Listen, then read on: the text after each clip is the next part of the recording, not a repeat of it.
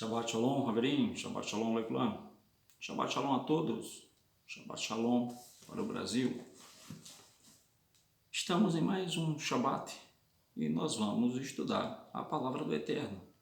Hoje nós vamos comentar sobre um personagem que vive atormentando pessoas em quase todas as religiões. Quem é esse personagem? Hasatan, que segundo o folclore religioso, eles dão o nome de Lúcifer, Diabo, ou mesmo Satanás.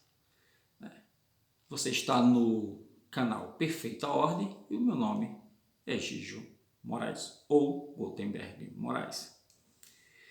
Eu separei alguns textos para a gente analisar quem é esse indivíduo, que a religião, principalmente a religião protestante, dá muito poder para ele. Ou seja, é um ser que caiu, segundo a teologia cristã, era um anjo que caiu, se rebelou contra o Eterno e hoje vive atormentando as pessoas. Mas o que é que os textos nos revelam? Então eu separei alguns textos e vamos para aquele texto principal. Vamos ler. O texto principal que os religiosos gostam aí é Ezequiel 28. Só que nas Bíblias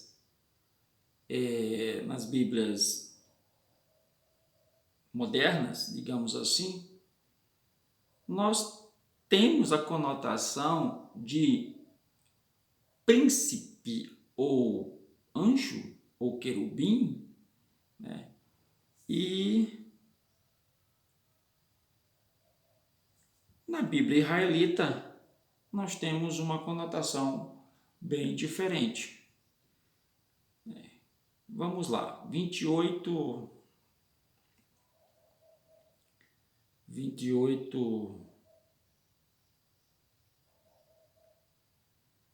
deixa eu puxar aqui. Eu vou trazer alguns textos, que a gente vai avançar nesse. Então, 28, a partir do... Eu não vou ler tudo, tá? Eu só digo uma coisa, que a partir, se eu não me engano, do 27, 26, e Ezequiel, ele já começa a profetizar, ou seja, Ezequiel, ele já começa a profetizar contra a cidade de Tiro, depois contra o príncipe de Tiro e depois contra o rei de Tiro. Você lê o texto e você nota que ele está falando de um homem, mas o que é que a religião nos diz? Que este texto aqui é o Hasatan, o diabo, Lúcifer, como eles queiram chamar. Porque Hasatan quer dizer o acusador. A gente vai chegar nessa parte. E aí, se a gente continuar com a leitura de Ezequiel, nós vamos ver ele profetizar contra Faraó. E aí ele usa linguagens simbólicas, chama Faraó de dragão. O dragão é a China hoje, será? Qual é o dragão do Apocalipse? É Faraó? São linguagens simbólicas. E aí a gente chega, mais para frente, a gente chega a ele profetizar contra Nabucodonosor, que é Nabucodonosor, e são linguagens simbólicas. Então, quem são aqueles seres que, no caso, Ezequiel trata eles como Faraó, como Nabucodonosor e como tantos outros? Só que aqui em Tiro é o Hasatan, não é o rei de Tiro, é o Hasatan. Mas quem é o ser que Ezequiel chama de Faraó? Tem que ser outro anjo, outra entidade, não só o rei de Tiro, que é o Hasatan. Entendeu? Então vamos para o texto. Ele diz aqui: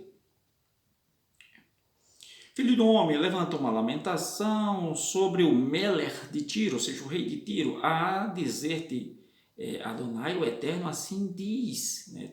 Tu eras o cero da perfeição. Nas Bíblias modernas traz querubim, gente, né?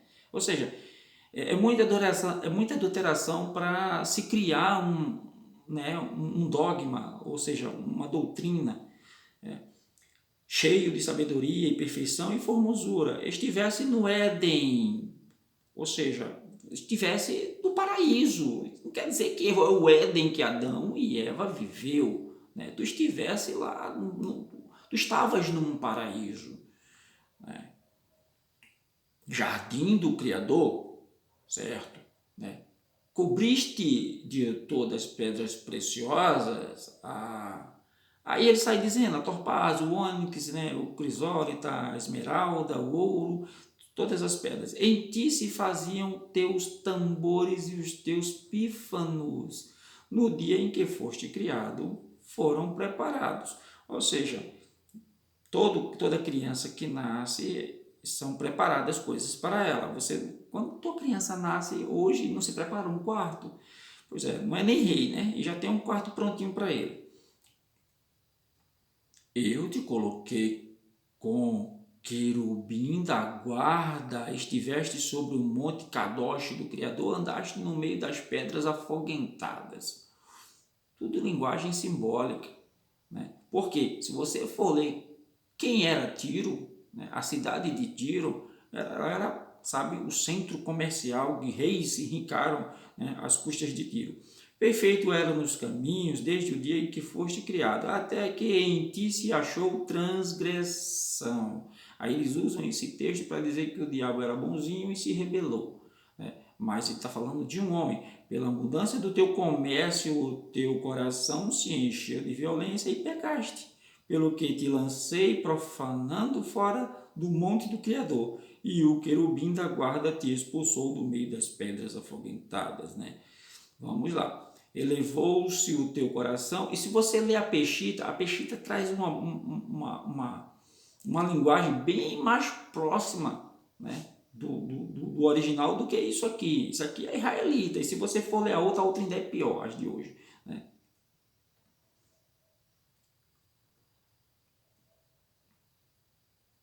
E elevou-se o teu coração por causa da tua formosura, corrompeste a tua sabedoria por causa do teu resplendor, por terra te lancei diante dos melerins, ou seja, diante dos reis, e te pus para que te contemplem. Pela multidão das tuas transgressões, na injustiça do teu comércio, profanaste os teus santuários e fiz sair do meio de ti um fogo que te consumiu a ti e te tornei em cinza sobre a terra, e a viste a todos que te contemplavam. Ou seja, eles pegam isso aqui, né, e criam uma doutrina. Você vê que ele te coloquei no meio dos reis, ou seja, no meio de homens, né? E quando você lê todo o texto, né, você vê que ele está falando de um homem, né? Todos os que te conhecem entre os povos estão espantados de ti. Chegaste a um fim horrível, né? E não mais existirás por todo o sempre. Ou seja, Satanás ainda está vivo, então, né, isso aqui não se encaixa.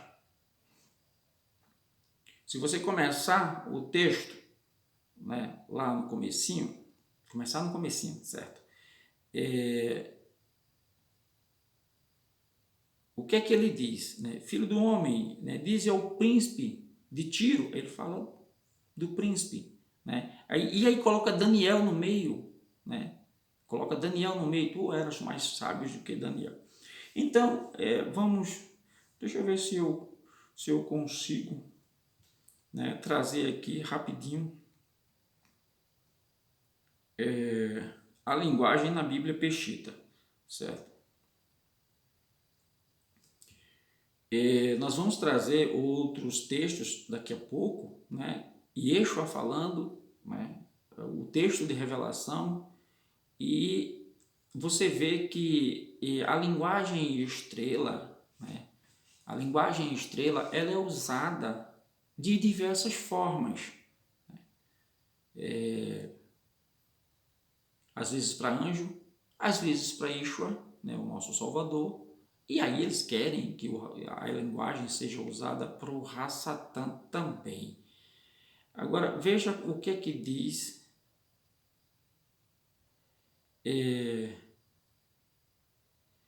o 28. Esse aqui é o 28 na Bíblia Peshitta. Eu já encontrei aqui, mas o negócio pulou. Vamos lá. Eita, foi longe, hein? Rapaz, aqui tá lento.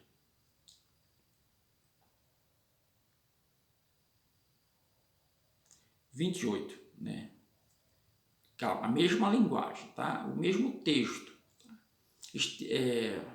Filho do homem, levanta uma lamentação sobre o rei de Tiro e diz-lhe: assim diz Adonai, Elohim, tu eras o selo da medida, selo da medida, não é nem mais perfeição, selo da medida, né? Cheio de sabedoria, perfeito em formosura, estiveste no Éden, né? Ou seja, Gan, Éden, jardim, Gan, né? De Elohim, de toda a pedra preciosa era a tua cobertura, sardônio, topázio, diamante, turquesa, onix, jaspe, safira, carbúnculo, esmeralda e ouro. Em ti se faziam os teus tambores e os teus pífaros, né? No dia em que foste criado foram preparados. Tu eras o querubim ungido, né? Queruv mirra, né? Aí ela já traz querubim ungido. Ou seja, o Rassatã, ele é anjo, querubim, arcanjo, serafim, o que é que ele é? Né? Até então, né, a Bíblia nos traz e diz que ele é um anjo, um melachim, né? Ou um melachim, ou seja, um mensageiro, né? Queruv, né? Mirra, para cobrir, e te estabeleci no monte santo de Elohim, estavas no meio das pedras afogueadas, andadas perfeito, eras dos teus caminhos, desde o dia que foste criado até que se achou iniquidade em ti. Na multiplicação do teu comércio se encheram, né, o teu cetro de violência, pecaste e por isso te lancei profanando no meu monte Elohim e te fiz perecer, ó querubim, cobridor, do meio das pedras afogueadas, né? Ou seja, o cara tinha uma posição muito boa, né? Quase parecida com a posição de Salomão, mas o Eterno, ele abate Tiro, ele abate o Egito, ele abate a Babilônia, ele abate a Samaria, tanto que Samaria ele chama a irmã de Jerusalém. Então ele abate Moabe, ele abate Edom, ele abate Amon, todos aqueles que riram, né, do cativeiro de Israel, o Eterno começa a abater. Mas aí vamos a o texto, né, de Yeshua. Vou trazer um texto aqui, Bíblia normal, tá? Bíblia normal, em Mateus, né? Em Mateus,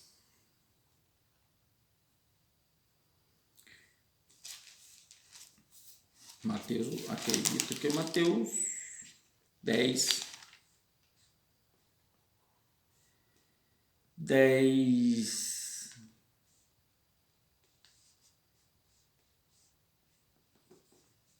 18, certo? É que o negócio aqui já está ficando obsoleto.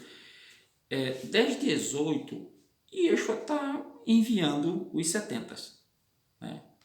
Ele está dando a missão dos 70. Depois desse texto ele diz, e eu vos dei autoridade. Mas antes, no 18, ele diz assim, interessante é que do nada ele fala isso, né? E aí voltaram os 70 com alegria, dizendo, Senhor, né, pelo teu nome, até os demônios se nos submeteram, ou se nos submetem. Aí ele diz assim, né, Yeshua diz assim, eu vi, aí traz a linguagem, né, simbólica, né, o folclore religioso, Satanás, o Ra-Satã, né, como raio cair do céu. Gente, é raio, não é estrela, tá? Lá em Ezequiel 28, fala estrela. Aqui é raio, tá? Tem outro texto, né, de Isaías, né, que é bem parecido com Ezequiel. Olha só, né, aí eles dizem que é o Rassatan também. Já foi derrubada na cova a tua soberba. Opa, cova? Anjo enterrado? Né? Ou seja, perdão, tá? Isaías, ou seja, Yeshayahu 14, a partir do 11, tá? Eu vou a partir do 11. Né? Se a gente voltar aqui, oráculo acerca da Babilônia. Ou seja, Isaías ele está lançando desígnios ou uma profecia sobre a Babilônia, porque o Eterno ele diz que vai usar, né, Ravu-Netzar, né, como príncipe dele, como, se não me engano, até ele usa a palavra ungido, como Nabucodonosor, né, e depois ele opera, né, sentença sobre a Babilônia. Ele usa a Babilônia para dar uma ajeitada em Israel, né, e depois ele cria a mesma sentença em cima da Babilônia. E aí ele continua dizendo aqui, tá? 11. Já foi derrubada na cova a tua soberba, juntamente com o som dos teus alaúdes, né? Os gozanos debaixo de ti nos estendes, né? E os vermes te cobrem.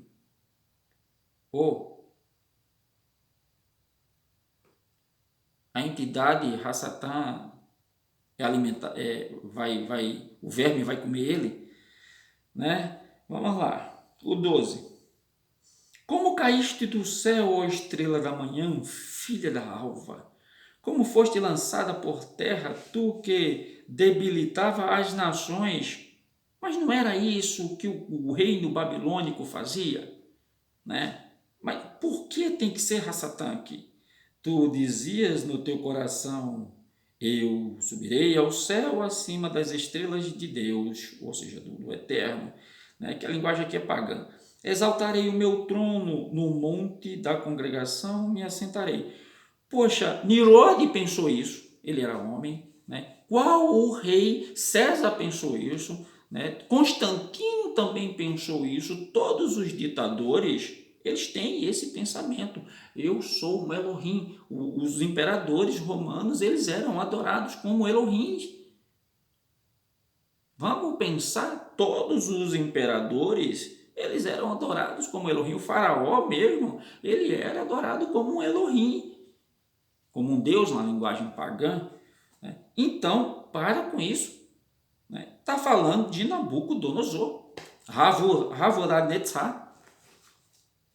Então, vamos continuar. Eu não vou ler os outros textos, tá? Porque que fala de estrela, né? Eu vou dar só depois as.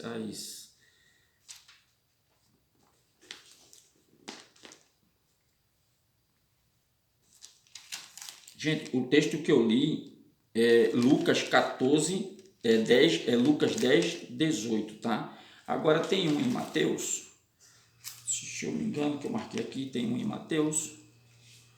Deixa eu ver se eu acho. Não, eu acho não, que não tem.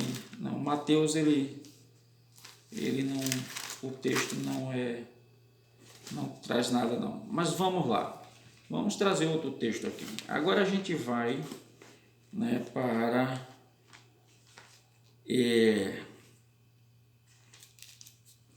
Kefa, né, Pedro 1:17, né? Ele vai falar de estrela. 1:17, pois ele recebeu do Eterno o Pai honra e glória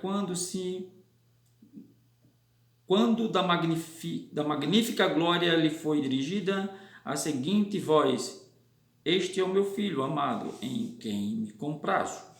Certo?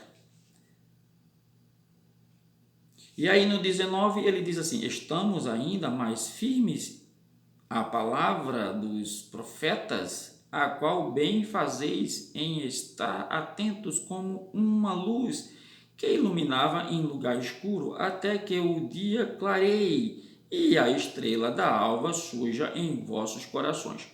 Espera aí. Então, eu posso dizer que aquela estrela da alva lá de Isaías é Yeshua? Não, né? Mas não, porque o texto aqui se dirige a Yeshua como estrela da alva. E lá a estrela da alva também é o Hassatan? Não, né? Está falando de reis, de reinado, né? Reinado eterno e reinado humano. Então são linguagens simbólicas. Vai entender a cultura judaica, né? E deixa a tua religião de lado um pouquinho. Só lamento se a tua religião mentiu para você. Quando chega em Judas, tá? Ainda vou chegar em Apocalipse. Quando chega em Judas, né? Como é que Miguel trata? Como é que Miguel trata o Hassatan quando ele disputa lá o corpo de Moshe, né?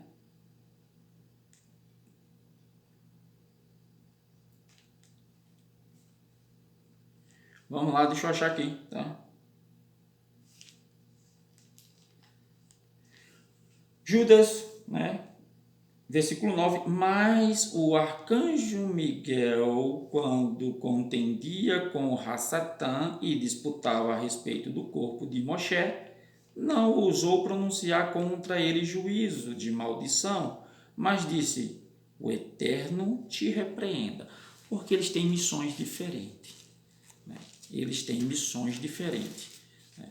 Depois eu vou dizer qual é a missão do Hassatan, que muita gente, né, cambaleia aí no negócio. Aí nós vamos aqui agora para o 2.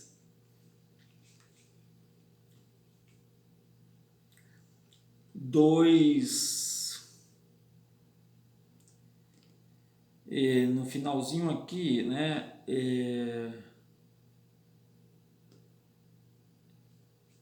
Digo-vos, porém, a vós mais que estão em Tiatira e a todos quantos têm doutrina e não a conheceram, como dizem as profundezas de Satanás, que outra carga não porei em vós, né? Ou seja,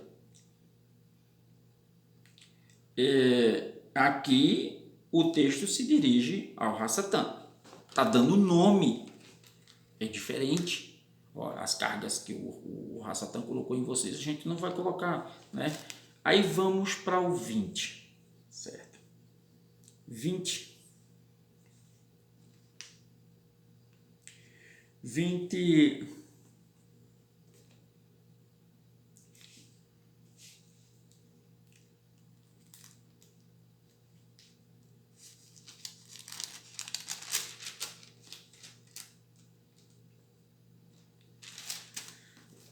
Deixa eu trazer primeiro, porque no 20, né? Deixa eu trazer primeiro outro texto aqui, né? Que eu quero terminar com esse do 20. Eu quero terminar com esse do 20. Deixa eu trazer outro, tá?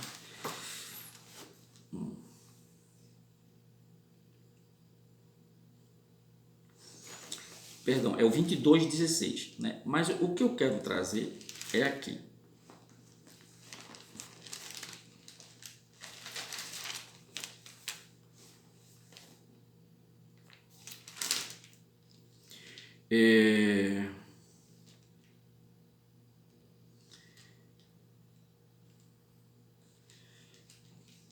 Perdão, tá? Eu vou achar. É aquele texto, né? É aquele texto, né? Bem parecido com o que eu acabei de ler.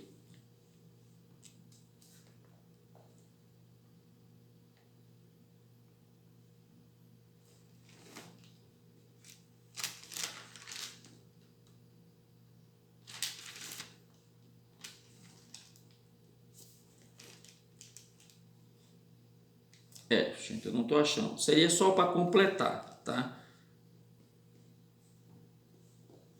Seria só para completar. Que, se eu não me engano, é um texto de Paulo, né? É um texto de Paulo.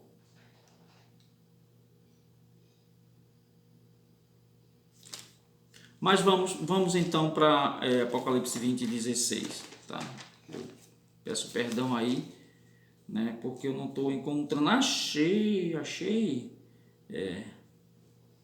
Acho que achei.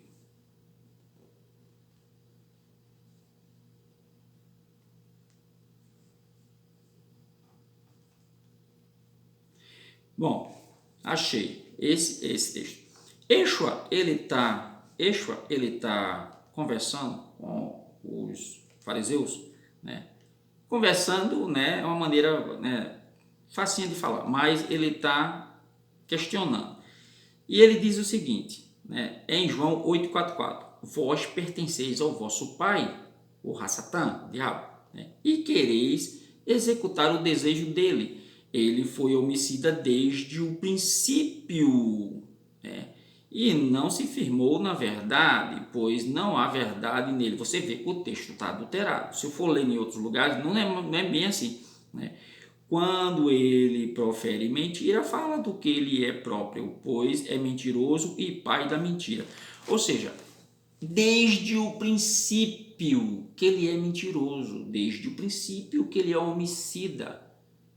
Então, Yeshua é mentiroso? Não. Quem mente é a religião. A religião diz que o diabo era bonzinho e virou mentiroso. Já Yeshua diz que desde o princípio que ele é mentiroso.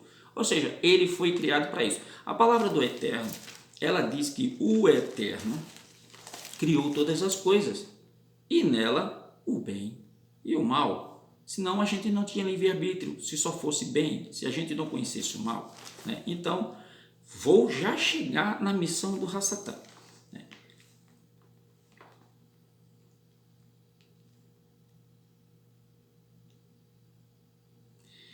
Eu, Yeshua, enviei o meu anjo para vos testificar, Apocalipse 22:16, para testificar as coisas à igreja e sua raiz e a geração de Davi, a resplandecente estrela da manhã.